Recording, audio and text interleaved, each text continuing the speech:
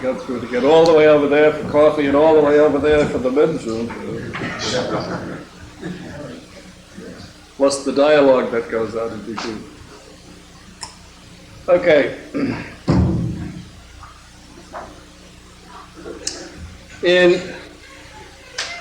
1661, John Baptist de La Salle is 10 years old, and the family figures it's time to send him to school. Now, of course, all of this is in the formative years, and I presume you've all read it, huh? But I just want to highlight a few things. And if I miss anything, now, from here on in, you're going to be less and less dependent on printed sheets, all right? And I'll just sort of put a little outline on the board like this, and you can take notes if you want.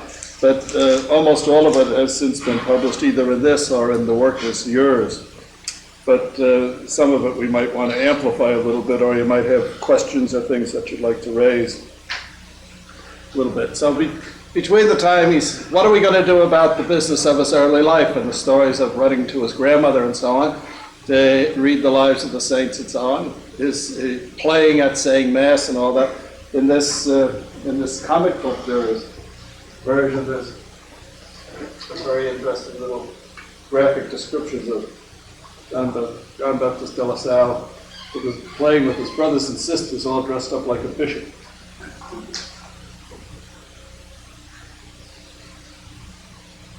There.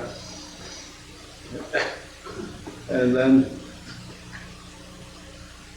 oh, grandmother, tell me a nice story, a story from the lives of the saints, he says. This isn't the time for that, John Baptist. Now go and amuse yourself.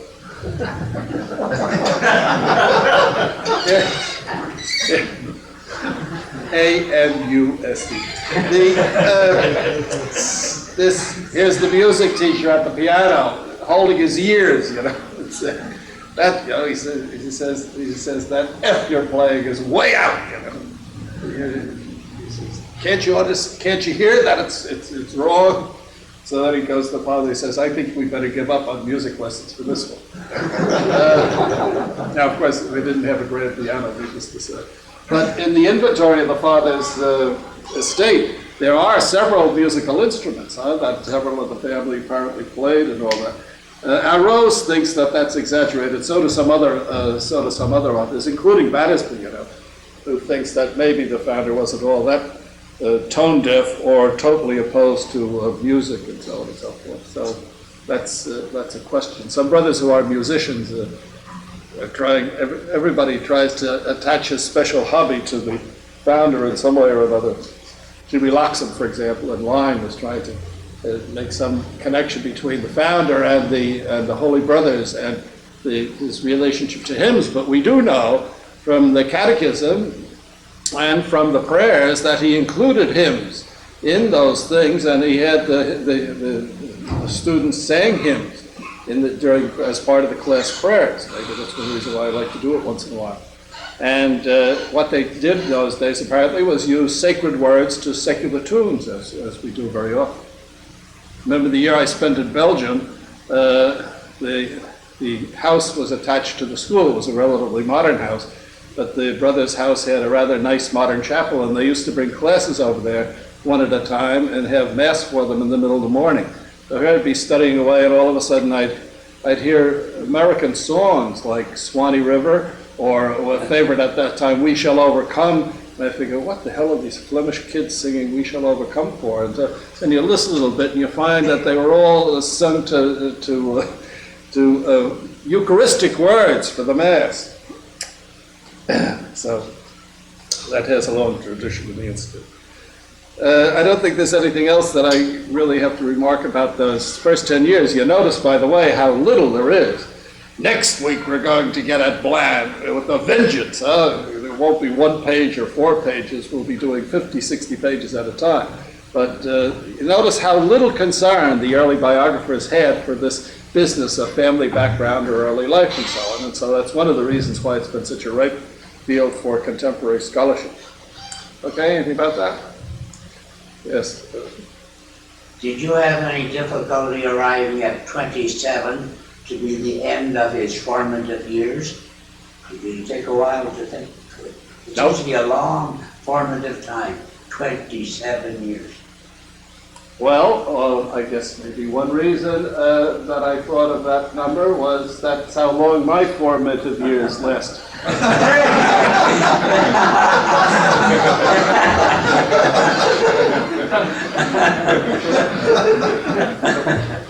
From the time I started grade school and went through the high school and then went to the university and then did graduate study and wound up with a doctorate in theology, I think that was exactly 26 years, all right? And so that's where, of course, obviously the reason for terminating there is it's at that point that the founder gets involved with the brothers, and that's a whole other story. But so the termination of the formation, I think, the termination of an educational formation, the termination of your formal education is reaching a terminal degree, which we call a doctorate, okay? And so that's where that ends, basically. So it's a good question. I hope it's a good answer. All right. So here he is at 10 years old, and they decided it's time for this kid now to get out from under the apron strings and the family and the tutors and all that sort of stuff and start meeting some other kids his own age and go to school. So he enters the school known as the Collège des Bons Enfants. Now there's a history of it there.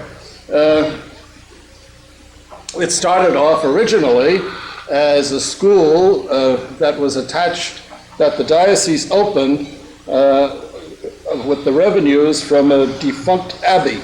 And it was opened originally as a school to be attached to the cathedral for poor kids who were the Bons Enfants de la Miséricorde. This was a way of being kindly to them, way back in the 9th century. So that's how it started. Then little by little it got attached to the histories there, and no sense repeating it. And besides, I don't remember it all. So little by little it became attached to the cathedral as a sort of a seminary, especially a prep seminary sort of thing. And then in the 16th century, when the University of Reims was formally opened and endowed by the Pope, then it was attached, it became the preparatory school or the elementary school, the College of Arts and Sciences in our terms, for the University of Reims. So that was the status of it. It had fallen into very bad times just for the 50 or 60 years prior to the time John Baptist de La Salle entered there. Is an interesting part of the history is that it was just the year after he entered that the whole structure of the university was changed and the new regulations were put into effect, and we have, of course, discovered the copies of those new regulations, so we have a pretty clear idea of exactly what the routine in the school was.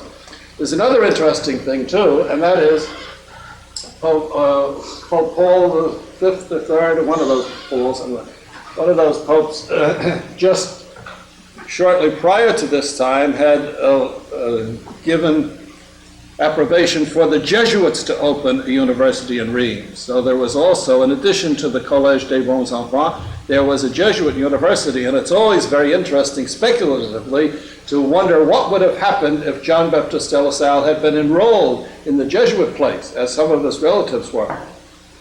My God, where would we be today? It's one of those providential things. Of course, my theory on providence is it's like a detective story. You don't know what anything means until you come to the end, huh? Or you come to a certain point. Then you can look back and see what all the clues were. And that's the way I read. It's the same thing with the will of God. You never really know what the deuce the will of God is until you find out how it turns out. And if it turns out good, you figure that was the will of God. If it turns out bad, you know you made a mistake. And I think that's what happened to De La Salle, too. But at any rate, it's pretty clear why he went to since both his grandfather was part of the praesidial court. Now, the praesidial and his father were both parts of the praesidial court. The fortunes of the university, they were the trustees for the university. So it would really have looked pretty bad for two of these praesidial judges to have their son and grandson go to the Jesuit institution. But De La Salle probably would, if he had gone the Jesuit way. It's interesting that in the long run in the history of education in the church, the Jesuits are identified with the education of a cultured Catholic elite. And the tradition of the brothers has been a preferential option for the education of the poor and the disadvantaged. And it's really two different traditions. And I think it comes through, even at the university level, in the different attitudes that the students have, the teachers have, and everything else. When you're looking for characteristics of a brother's school, for example, one way to figure out what we are is to compare us with something that we aren't. And a good way to do that is to compare us with the Jesuits. So think about that sometime. But here at this early moment, where a decision had to be made about where this kid's going to go to school, he winds up in the university school, the Collège des Bons Enfants. All right? Anything about that? All right, so he starts school on October the 10th was always the day after the Feast of St. Denis. Of course, it was big in France. Wasn't he the one who went around with his head chopped underneath his arm or something in Paris? So on the Feast of St. Denis, anyway, the next day they all started school. The following March 17th, as a matter of fact, I think it was, he receives the tonsure. That's when the father obviously gave his full permission for him to enter into an ecclesiastical vocation. And you all know that from there on in, technically, he's a cleric. One thing that I have never been able to completely figure out, I think I say in the book there, that from then on he would have worn a cassock and be identified as a cleric among his fellow students. I'm not really sure whether that's another interesting project that I'd like to go into more sometime. What did De La Salle wear? What did he wear going to school? And I'm not sure that I know where to find, or if it's possible to find out anything about that. I always presumed that these people were identified as clerics once they took the tonsure, and that although they were still little kids, they must have been wearing some kind of identifying thing, although of course he continued to live at home. Or did they at some time assume the cassock? When he became a canon, for example, did he wear a cassock all the time from then on? Probably he did.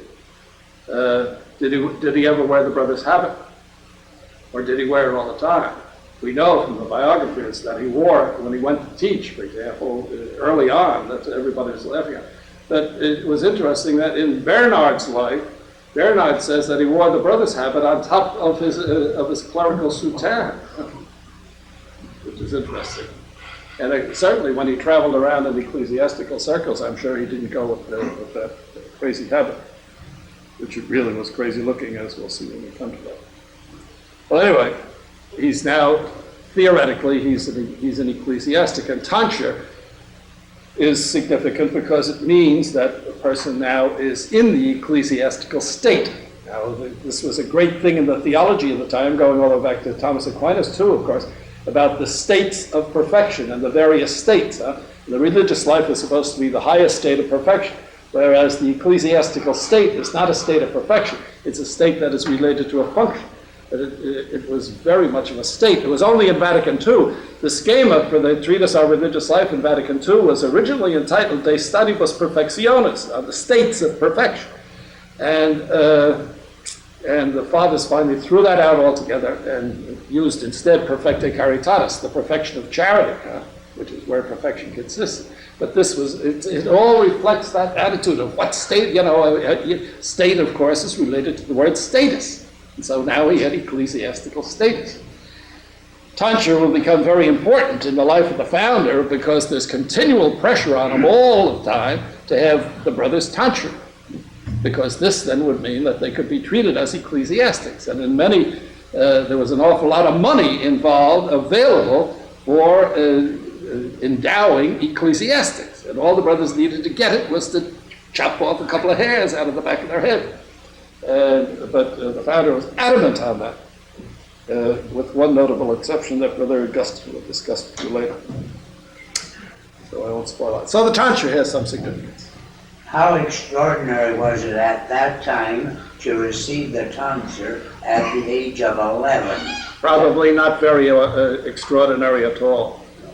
From anything I've read, that seems not to have been too uncommon. The other authors give the idea it's very exceptional. Well, yeah, but when you think about it, for crying out loud, it's only until relatively recently that we kidnapped kids of that age and put them in the juniorate, huh? Yeah, it's the same thing. And in Europe, they had things called juvenats, where they were barely out of the cradle, for crying out loud. That's another topic we could discuss sometime. It's my impression that it wasn't too unusual, but is that correct, Gus, or am I wrong? I think you're right. Yeah. Thank you. Again.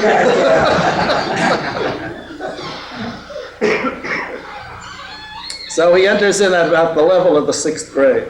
Now, getting deaf and I'm getting blind, and I should keep these glasses on all the time. Let's take a look at the curriculum that he went through, just in case you didn't get around to reading it or didn't notice it. Notice the grades go down in descending order in De La Salle, page 19. De La Salle would have started at the 6th level, right? So he presumably has already been taught to read Latin, of course, and presumably to write. So now, in his very first year, at this 6th level, the Puri gets Latin grammar. He reads the plays of Terence. Now, in my 26 years of formation, I didn't get around to the plays of Terence until I was freshman in college. And the course was taught by Brother Charles Henry. And Cicero's letters I didn't get to until I did an MA in Latin. Virgil's eclogues, we did those. Some would do page 19. And works with other Latin authors. Then they got into some of the tougher stuff in the next 2 years, going to Caesar's commentaries, the greatest bore that ever was. Why they expose people to this Latin literature is the deadliest, dullest stuff that ever was anybody ever put pen to. To think that I spent my whole 4 years of college majoring in this Latin, going through all this stuff. And that's not an original insight of mine either, by the way. I owe that to a marvelous classical scholar, Dr. Martin R.P. McGuire. And of course, his point is that compared to the Greek literature, Latin literature pales terribly. Greek is a somewhat tougher language, but it's a much subtler language. And the literature, Mark McGuire made the point that the greatest body of literature since the Greeks, the only body of literature that can compare to it is the body of English literature. That there's no other literary tradition as rich as the Greek tradition, with the exception of English. But most of this Latin stuff is pretty boring. Good teachers like Brother Augustine, who was also a Latin major, although he taught me biology, he spent most of his teaching life teaching Latin. I'm told from those who had him in class in the juniorate after he left CBA Omni that he taught very exciting courses in Virgil, particularly with boats and races going all over the blackboard thing. So you can jazz it up a little bit, but it's an uphill struggle. Something like trying to make that interesting. But anyway, well, just that comment about the Latin. Well, note that they didn't give us some of the good, juicy authors in the West. Yeah. In Latin? Yeah. Yeah, but there are all too innocent. Too innocent, and there weren't that many of them. There were a couple, even in graduate, when we did it, had a couple of graduate courses at Manhattan with Alban Dooley, and we read some Catullus with him, and some of those poems are very erotic, a good number of them homoerotic, and you'd figure out the translation, and a lot of the same slang language is used for the various parts of the body that we still use today, So you say, does this mean what I think it means, or is this just my dirty mind working? So when you got to class, and Dooley would say, well, now we'll skip the next 2 lines. You knew perfectly well that you're on the right track. But there's a few of those poems in Catullus, and there's a couple of things in Juvenile, but not much. But you can do much better with the Greeks, even if that's your interest, So. And of course, apart from the problem of the content, those Latin authors, that's not the best Latin either. It's not considered the classics. So, Well, after all of that, then he gets all the way down to grade 1, where he's into some really deep stuff. And of course, by this time, they're reading Greek, notice. He has the rules of Greek grammar, and he's reading Homer, Hesiod, Theocritus, Plato's dialogues, the Odes of Pindar, and other similar things. And so on. And then he goes into philosophy, classical philosophy, straight out of Aristotle. First of all, the logic of Nicomachean ethics in first year philosophy, and then second year philosophy, he gets the physics and metaphysics of Aristotle. And so at the age of 18, when he's finished with all of that, he's given a degree of Master of Arts, which he gets summa cum laude. So that was the curriculum. And that was his education. Now, here he is all the way through college, and with this Master of Arts degree. He hasn't had a history course. He hasn't had a course in any of the contemporary French literature at the time. He hasn't had any courses in geography or any of that sort of stuff. Purely straight classical education. And now he's ready to go into the university courses as such, and he has a choice of either theology or law or medicine, or continue on in the arts. If you'll turn the next page, you'll see that's the schedule of the college. Now, of course, he lived at home, so he didn't get up at 5 o'clock in the morning.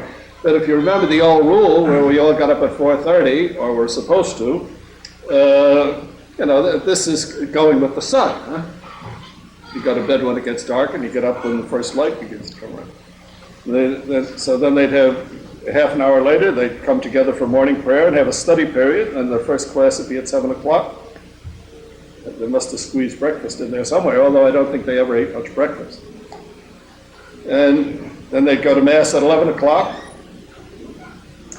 for both the residents and the externs, so that's when Jean-Baptiste Salm would have attended Mass every day, followed by the noon meal. He probably went home for that.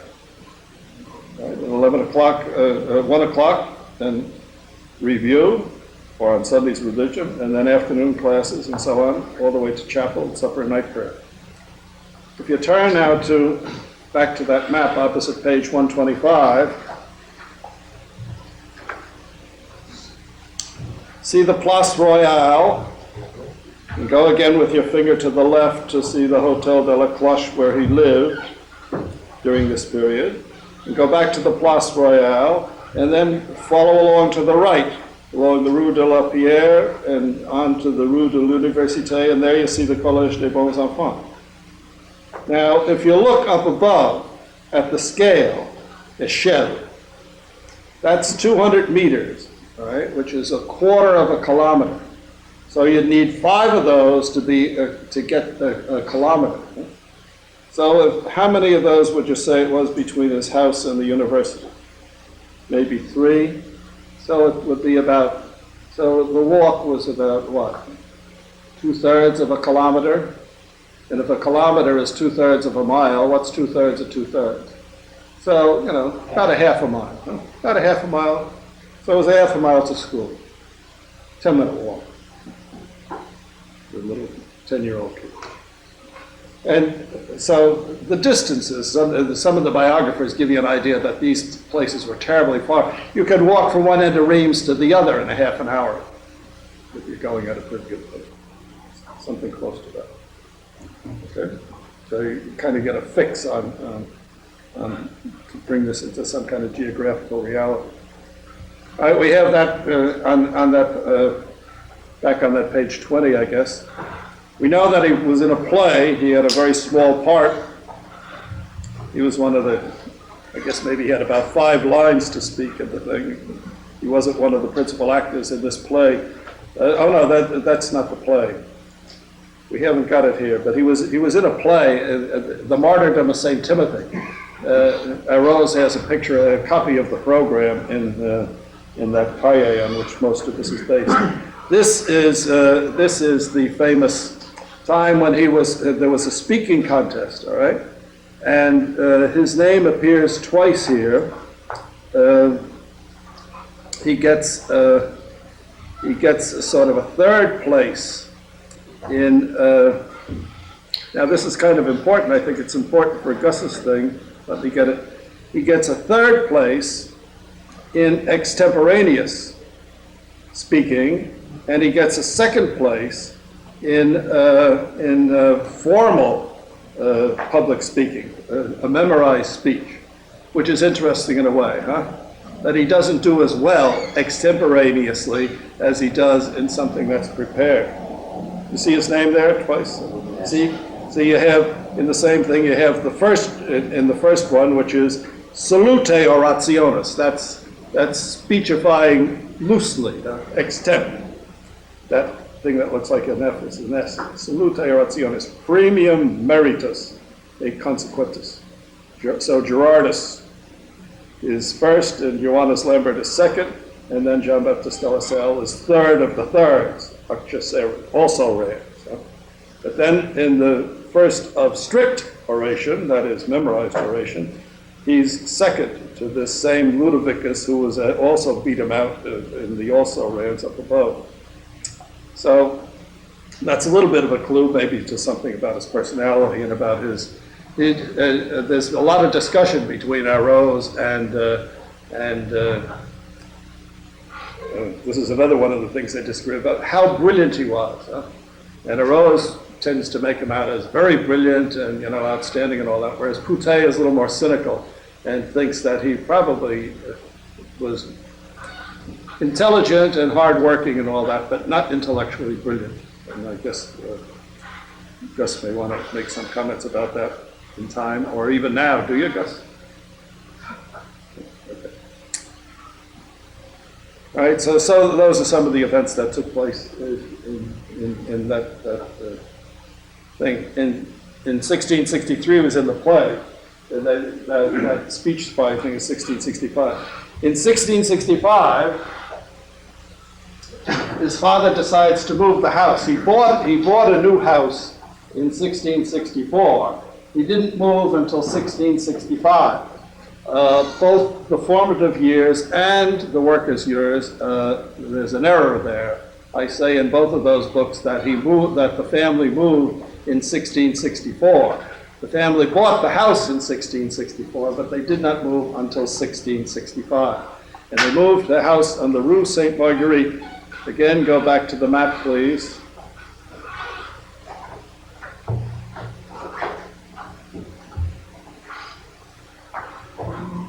All right, go to the Place Royale, down at the bottom of it, and go to the right, and there you see the cathedral. And in between, there's a lot of shaded area, which means, of course, there were houses there. Those houses do not exist today. So if you go up above from the cathedral and cut through that shaded area, and there you'll see the number 2, the Hotel de La Salle, and that's where he moved. The family moved there and left the rest of the house to Simon, who was still there with his family, left the Hotel de la Cloche, and so de La Salle's father moves them to this house on the Rue Sainte Marguerite. It no longer exists. There's a parking lot there at that corner at the present time. And just to jump ahead a little bit, when he moves the early school teachers into the house next to him, that's number 3 there, that's, the 3 is in the wrong place. It really should be up above on the Rue de la Grue. So, but right there where that black square is, that's where the house of the Rue Sainte Marguerite. So that if you look at the house of Sainte Marguerite today, if you stand at that site, you have a clear cut thing right straight through to the cathedral. So you see, he was even a little closer to the Collège des Bons Enfants from that time on. So he had a somewhat shorter walk. But even so, so that was only about 200 meters or so away. Maybe a little more, 2.5, 300. Okay, so you've got to fix on that. And it was in 1665 that he also engaged in the speaking contest. Now, when did the family move in 1665? The father bought the house in May of 1664. They moved in, Brother Francis, they moved in on June the 24th, which is the feast of St. John the Baptist that you referred to the very first night when we were at our meeting. And why did he move on the feast of John the Baptist, you suppose? His name is patron. His patron is John the Baptist, but that's not the reason. The reason is that the Feast of John the Baptist in France generally, or certainly in Reims, it was moving day in Reims. So when the founder, we'll see this again, when the founder moves out of his own home and sells it, and moves in with the brothers to form the first community, the move is made on the Feast of John the Baptist. So it was a good point you made, and it's too bad we missed that on Monday, that we weren't able to celebrate, because June the 24th, the Feast of John the Baptist, is important not only because it's the name day of the founder, but also because this was the day when he made many significant moves, including that most significant of all, to open up the first community of brothers living with them in their own house. That was the real thing. See, so again, when I said I would come to it, to my mind, 1682, when he formed that first community on the Feast of John the Baptist, that would be the date I would use for the beginning of the Institute. So the foundation of the Institute was a process. Not much happened in 1680, as we will see when we come to it. But I think Brother Timothy is the one who gave that date to the Vatican, and it became sort of sacred ever since. And we celebrated, of course, the 300th anniversary in 1680, and there was a lot of discussion about this at that time. But the principal reason why it was decided on at that time was because the layman who was in charge of the international Lasallian group, whatever they're called, his term was expiring the following year, and he wanted to have the tercentenary celebration. He was a Spaniard, so he persuaded Pablo to have the celebration in 1680 so that this friend of his could still be the president of the... So these things are. I'm a cynic at heart. You just have to get used to this. I heard that Charles Henry was back by 1680, in 1980. He said, well, it celebrated the second anniversary in 1880. Yeah, that's another one. Yeah, and of course, it is the official thing given by Timothy to the Vatican. I think that's it's in the Bull of Approbation or something. So it has a sacred to do it. But people like Maurice Auguste, for example, and the scholars were urging desperately to try to have the thing in 82, even though they had the previous one. So, but a little politics, and then justified by the historical precedent was put there. So anyway, so that's the Feast of John the Baptist on 1665. In 1666. His father's cousin, Pierre Dosé, decides to resign his canonry in favor of John Baptist de La Salle. This was a thing you could pass along to somebody who would succeed you. You could name your successor. And here's John Baptist, 15 years old, and Pierre Dosé has his eye on him. Now, why did he decide to do this, and why did he decide to do it at this time? A lot of questions about that too. Part of it may have been financial, because we know from the stipends that were given to the canons that the total number of stipends, there was a stipend for every single office that they attended, and for every single procession they were in and major feasts, and for every single thing that they did, etc. And that came to something like 10,000 livres a year. Which would be $100,000. So that's a kind of that would have helped the family finances a great deal, for one thing. And Pierre Dosé may have seen that this young tonsured cousin of his in the De La Salle family and so on was promising as a cleric, and this might help solidify him in his vocation. And also, of course, keep the thing in the family, in the most likely candidate of the family. Dosé was getting old, although he doesn't die for a while yet, as we'll see. He's also the chancellor of the university at this time. And more about that before we finish. Now, where does Dosé come in the family tree? Lancelot III, the founder's grandfather. The father's grandfather had one brother and four sisters. One of the sisters of his grandfather's sister, one of them was Isabel de La Salle. And Isabel de La Salle married Dosé, and one of their children was Pierre. So this means that, so Isabel marries Dosé, so the Dosé marries is here, and this then would make Pierre Dosé a cousin of John Baptiste de La Salle, a first cousin of Louis. Right?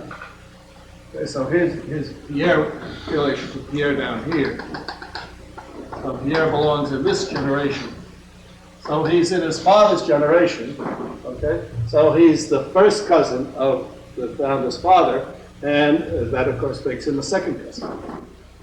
Okay, so that's the relationship that exists there. So he resigns his canonry in favor of John Baptiste de La Salle, and from that time on, he becomes a canon. And it's undoubtedly from that time on that he would probably wear the cassock all the time. And there he is in a portrait in the frontispiece of this thing, wearing the canon's robe. And he liked to wear fancy things. I think Gus may say something more about that too. Part of his, before his conversion type of a thing. For a young kid to be going around dressed all up in glad rags. Notice, for example, the cape here that he has on his arm is trimmed with ermine and all that stuff. And there is a purple pom-pom on the beretta, I'm fairly sure. And they always they had special places in the choir of the Reims Cathedral, where they would say the office and all that sort of stuff. Now, they were exempt from a fair number of the regular duties of a canon as long as they were students. Huh? But, and he doesn't have any ecclesiastical orders at this time except the tonsure. Huh? He's simply tonsured. He has no, he hasn't got any holy orders at all at this stage of the game. And then the canons become they become the sort of the advisory council for the archbishop. In all the European dioceses, that's one of the functions. It was very interesting that when they began to form dioceses in this country, the question began to be, well, should they have canons in all the dioceses? And most of the immigrant priests and the emerging bishops and so on were so conscious of all of the abuses that this business of selling canonries and all of the difficulties attached to it in Europe and so on and so forth, so that in this country they decided that there would be no canons in the American diocese. And they settled instead for an advisory council for the archbishop, that every archbishop would have an advisory council. George? Can you comment on the fact that De La Salle swore to secrecy when he became canon? Why he had to swear to the secrets of the chapter of the canons or something? Oh, yeah. What was so secret? What's the reason for that? Well, part of it would be, of course, they would be in, it's like being on the district council. Huh? There's an awful lot of stuff that you just can't communicate to all the brothers. And prior to 1966, the whole damn thing was secret. And prior to 1966, the capitulants at the general chapter had to take an oath of secrecy not to tell anybody about what went on. Huh? So this was common enough. And then the chapter probably had its own little privileges, and it's to have a little in-house secrets in a group, and especially swearing to secrecy and all that, is a kind of a way of maintaining exclusivity, you know. We know something that everybody else doesn't know, and we share these things. So it has a community-building function and a bonding force, I think, but also it may have had some good reason that a lot of the stuff that they were privy to simply couldn't just be aired everywhere. Of course, it's like papal conclaves, it's supposed to be secret too.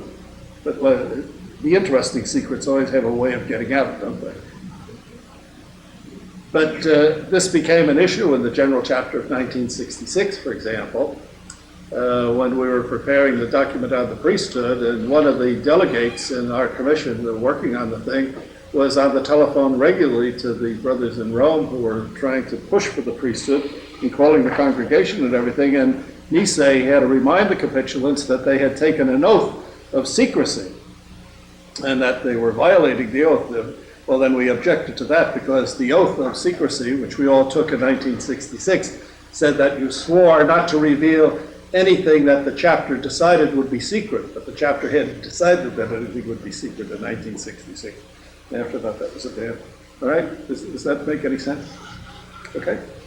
All right. So that's 1960. So in 1668, he receives the minor orders. Now, Brother Bernard in his life is all mixed up in this stuff. He's got this, all of these facts are wrong in the biographers. It's only again because Léonard Rose went to all these places and traced down the documents that we have now a pretty clear picture of the progress of De La Salle through this march towards the priesthood.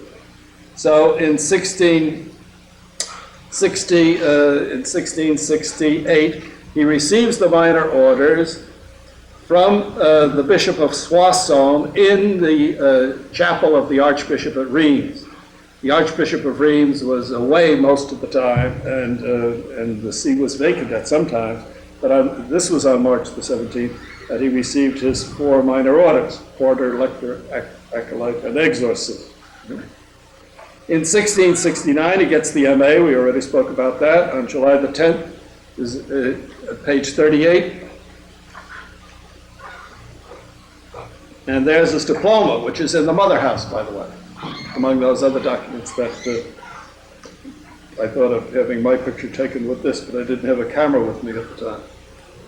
But if you look about a little beyond the midway of the thing, on the right-hand margin, under status, you'll see facultate. That's easy to spot. You see it on the right-hand margin?